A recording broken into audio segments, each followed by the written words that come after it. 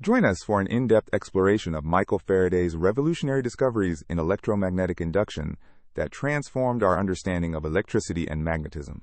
In 1831, Michael Faraday discovered electromagnetic induction, showing that moving magnets near coils of wire could generate electricity, a finding that would revolutionize science and technology.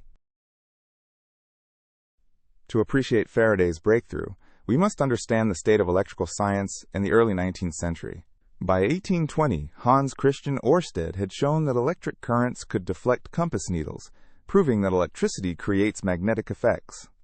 André-Marie Ampère then demonstrated that current-carrying wires experience forces in magnetic fields and can attract or repel each other. Scientists knew electricity could produce magnetism, but the reverse process remained mysterious. Could magnetism produce electricity? This was the burning question. The central question that captivated scientists was whether the reverse process was possible. Could magnetism somehow produce electricity?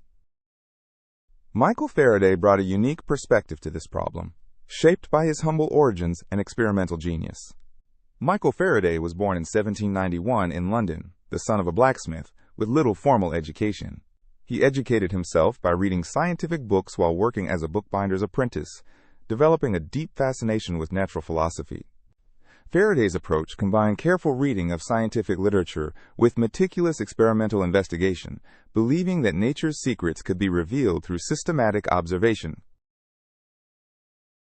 In 1813, he became laboratory assistant to the famous chemist Humphry Davy at the Royal Institution, where he would spend his entire career. Let me describe Faraday's crucial experiment of August 29, 1831, which changed everything. Faraday wound two separate coils of wire on opposite sides of a soft iron ring, one connected to a battery, the other to a galvanometer. Here's a diagram of the iron ring with two coils. The primary coil in red connects to a battery, while the secondary coil in blue connects to a sensitive galvanometer for detecting current. Faraday expected that a steady current in the first coil would produce a steady magnetic field, which might induce a steady current in the second coil. But he observed something completely unexpected. The galvanometer showed current only at the moments when he connected or disconnected the battery, not during steady operation. This graph shows the dramatic result. The red line shows steady primary current, but the blue arrows show induced current spikes only when the primary current changes, not when it's steady. This was revolutionary. Only changing magnetic conditions produce electric effects. Static magnetism, no matter how strong, produces nothing. Faraday then performed a series of elegant experiments with moving magnets that revealed the fundamental principle. When Faraday pushed a bar magnet into a coil of wire, the galvanometer deflected in one direction, showing induced current. When he pulled the same magnet out, the galvanometer deflected in the opposite direction, showing current in the reverse direction. Here's the setup. A bar magnet approaching a coil. As the magnet moves toward the coil, magnetic flux through the coil increases, inducing a current that the galvanometer detects. Crucially, when Faraday held the magnet stationary inside the coil, no matter how strong the magnetic field, the galvanometer showed zero current. Faraday also observed that faster motion of the magnet produced larger deflections, indicating that the rate of change mattered, not just the change its. To understand Faraday's law mathematically, we must first define magnetic flux, a concept Faraday himself introduced. Magnetic flux is a measure of the total magnetic field passing through a given surface area, quantifying the magnetic influence through that region. Mathematically, magnetic flux phi b equals the surface integral of the magnetic field B, dotted with the area element dA. For a uniform magnetic field, this simplifies to phi b equals b times a times cosine theta, where theta is the angle between field and surface normal. The SI unit of magnetic flux is the Weber, where 1 Weber equals 1 Tesla times 1 square meter, or equivalently 1 volt second. This diagram shows magnetic field lines passing through a surface. The flux is the product of field strength, area, and the cosine of the angle between them. Faraday performed hundreds of careful measurements to establish the quantitative relationship between changing flux and induced voltage. Faraday systematically varied the number of turns in his coils, the strength of his magnets, and the speed of motion to see how each factor affected the induced voltage. He measured induced voltage by carefully calibrating galvanometer deflection angles, establishing a quantitative scale for his observations. This graph shows Faraday's crucial discovery. The induced voltage is directly proportional to the rate of change of magnetic flux. The data points fall perfectly on a straight line through the origin. The key insight was that induced voltage is directly proportional to the rate at which magnetic flux changes, not to the flux itself or its absolute value. Let's now express Faraday's discovery as a precise mathematical law, one of Maxwell's fundamental equations. Faraday's law states that the induced electromotive force equals negative d phi b dt, the negative rate of change of magnetic flux. The negative sign, discovered by Heinrich Lenz, shows that induced currents always flow in a direction to oppose the change in flux that created them. For a coil with n turns, the induced EMF is multiplied by n, giving epsilon equals negative n d phi b dt, showing why more turns produce stronger effects. This elegant equation unifies all electromagnetic induction phenomena, from Faraday's ring experiment to modern electric generators and transformers. From this one fundamental law flow countless applications: electric generators that power civilization, transformers that distribute electricity efficiently, and wireless charging systems. Let's work through a concrete numerical example to see how Faraday's law works in practice. Consider a circular coil with radius 10 centimeters and 50 turns of wire.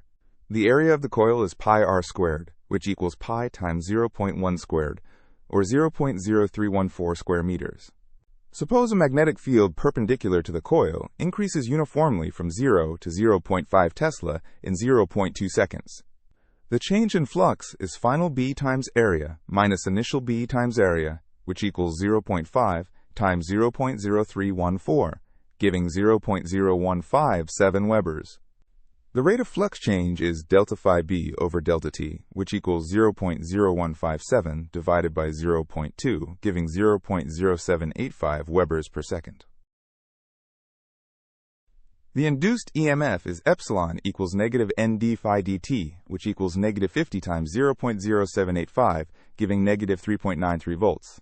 This calculation shows that about 4 volts are induced, which is enough voltage to light a small LED or power low-voltage electronic devices. Let's understand why Faraday's discovery contradicted the prevailing contact-based theories of electricity. Before 1831, the dominant theory held that electricity required direct physical contact between different substances, as in voltaic batteries. Contact theory held that electricity arose from direct contact between dissimilar metals, as shown in this diagram of two metals touching. But Faraday showed conclusively that electricity could be generated without any physical contact, merely by changing magnetic conditions through empty space. This forced scientists to accept action at a distance through invisible magnetic fields, a radical departure from mechanical contact-based thinking. Faraday introduced the revolutionary concept of fields as physical entities that permeate space and transmit forces. Faraday proposed that electric and magnetic fields exist as real physical entities throughout space, even in the vacuum of empty space. This shows field lines, Faraday's visualization tool. The arrows represent the direction of force that a charge would experience, with density indicating field strength. Faraday recognized that fields themselves carry energy and momentum, making them as physically real as matter is. The energy density in electromagnetic fields is 1/2 epsilon 0 E squared plus 1 over 2 mu 0 B squared, showing fields store real physical energy. Faraday identified 3 distinct ways to change magnetic flux through a coil, each producing induced voltage. First method: vary the strength of the magnetic field itself, as in Faraday's iron ring experiment when switching the battery on or off. Second method: change the area of the coil that's exposed to the field, such as by expanding or contracting the coil's dimensions. Third method: rotate the coil relative to the field direction, changing the angle theta, and thus the effective area perpendicular to the field. This shows 2 methods. Top panel shows changing field strength B, bottom shows rotating a coil to change the angle. Both change flux and induce voltage.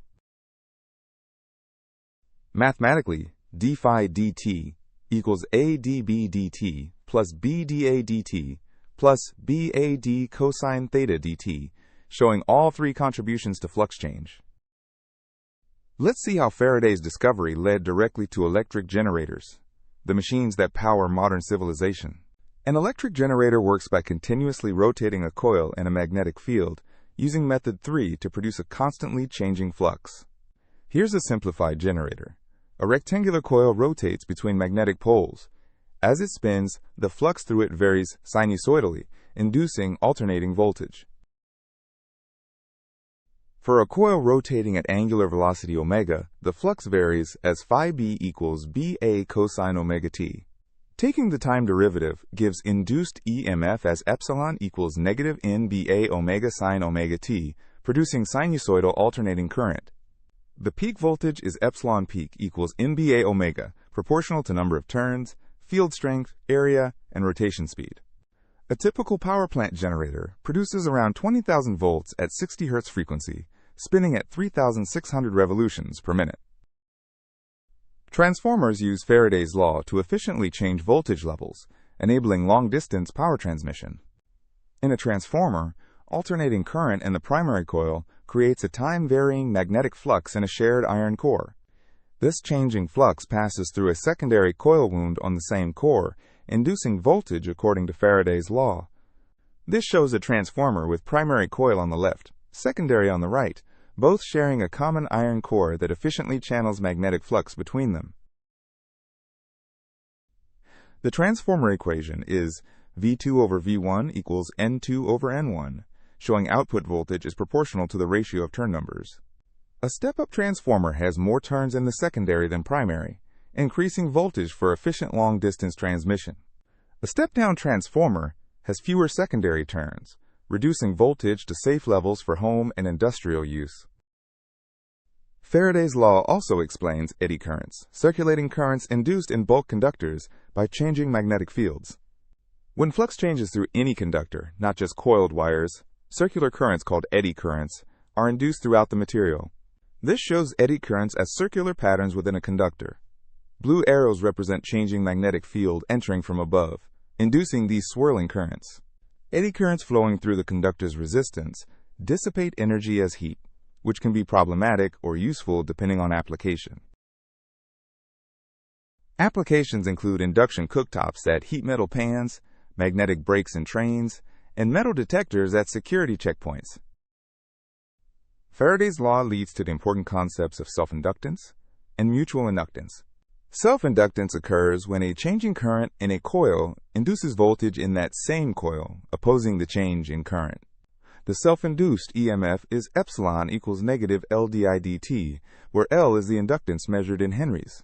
Mutual inductance describes how changing current in one coil induces voltage in a nearby second coil, as in transformers. The mutually induced EMF is epsilon 2 equals negative MdI1 dt, where M is the mutual inductance coefficient. Inductors are circuit elements that store energy in magnetic fields, playing crucial roles in filtering, timing, and energy storage applications. This diagram shows a coil with self-inductance. When current changes in the coil, it induces a voltage in itself due to its own magnetic field,